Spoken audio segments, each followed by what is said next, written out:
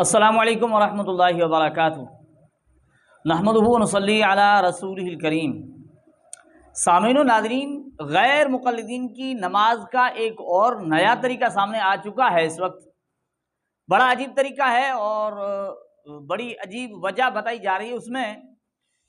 دیکھیں، ہم اس سے پہلے یہ بات کہہ چکے ہیں کہ غیر مقلدین کو کسی چیز کو ثابت کرنے کے لیے ضروری نہیں ہے کہ وہ قرآن و حدیث سے دلیل پیش کریں۔ یہ غیر مقلدین کے لیے ضروری نہیں ہے۔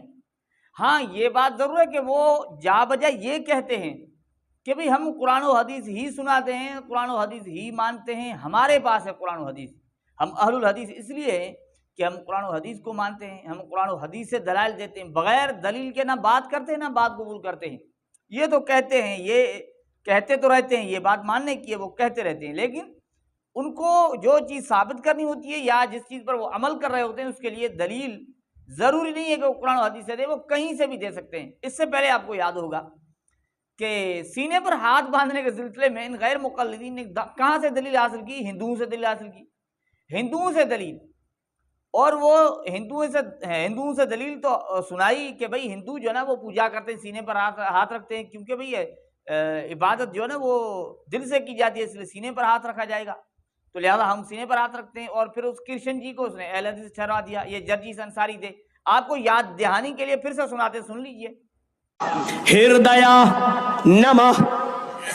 ہے ارجن، جب ایشور کی پوجا کرنے کے لیے کھڑے ہو تو اپنے دونوں ہاتھوں کو ہردے سینے پر رکھ لو۔ لگتا ہے کرشن جی بھی اہل حدیث تھے، ایسا محسوس ہو رہا ہے۔ سینے پہ رکھ لو۔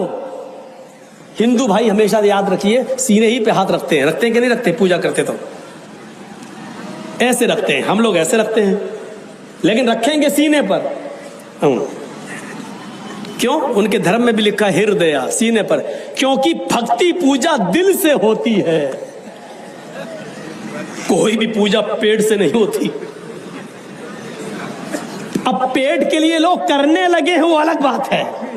تو اب دیکھیے کہ یہاں ان کو قرآن و حدیث سے دلیل دینے کی ضرورت نہیں تھی، اس لیے سینے پر ہاتھ باندھنے کا جو یعنی سبب بتایا وہ جا کر ہندوؤں کا طریقہ بتایا، ہندوؤں کا عمل بتایا کہ بھئی دیکھیں وہ بھی اس طرح جو ہے نا پوجا کرتے ہیں، لہذا ہم بھی اس طرح کریں گے۔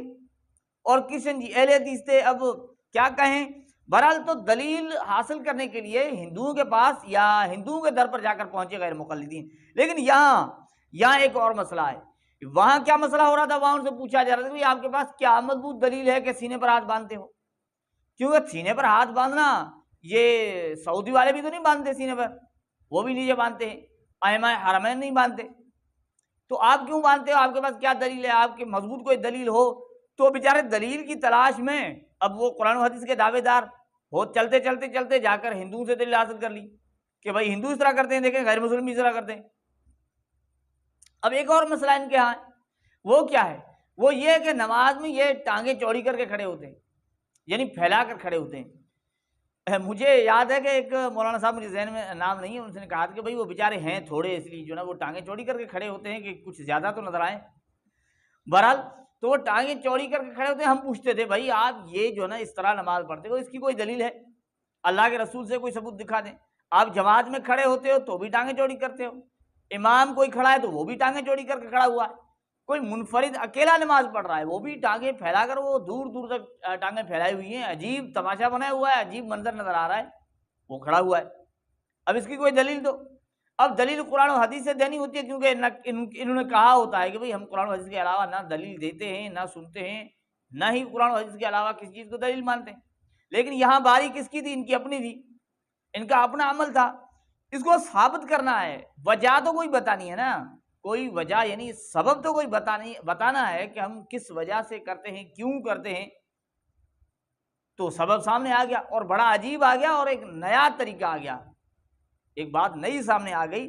غیر مقلد ٹانگیں چوڑی کرنے کا سبب بتا رہا ہے، ہم کیوں ٹانگیں چوڑی کرتے ہیں، کیوں ٹانگیں چوڑی کرنا ضروری ہے، وہ سبب بتا رہا ہے، اور یہ ضروری ہونا وہ سمجھا رہا ہے۔ ایک اور غیر مقلد وہ بیچارہ تسلیم کر رہا ہے، کیونکہ وہ ہمیں کہتے ہیں کہ ہم مقلد نہیں، کسی کی بات کو نہیں مانتے جب تک وہ دلیل نہ پیش کرے۔ لیکن یہاں ان کی اپنا کوئی ماحول ہے تو کوئی دلیل نہیں، وہ بیچارہ دلیل نہیں پوچھتا کہ آپ یہ جو چیز بتا رہے ہو کہیں ہے، ٹھیک ہے۔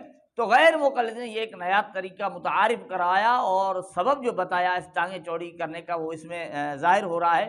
آئیے ہم سنتے ہیں، ویڈیو آپ دیکھ لیجئے کہ جناب کیا سمجھا رہے ہیں۔ ملائیں، پورا پاؤں ملائیں، پورا ملائیں، اسے ملاتے ہیں یہ بندہ ملائیں ذرا، نہیں ایسے نہیں ہونا، اچھا پورا اپنے طریقے کا مطابق 1 انچ پاؤں ذرا نا تھوڑا سا ڈالیں، 1 انچ تو ساتھ ہی اسپیس آ گئی، کبھی بھی آپ کے کندھے نہیں ملیں گے، نہیں سب کبھی بھی پوری نہیں ہوگا۔ آپ کو سجدہ کس طرح کرتے ہیں؟ اب دیکھیں یہ جو سجدہ ہے نا، یہ جو ٹیسٹیز ہے نا، یہ آپ کی باڈی کے ساتھ ٹچ نہیں ہونے چاہیے۔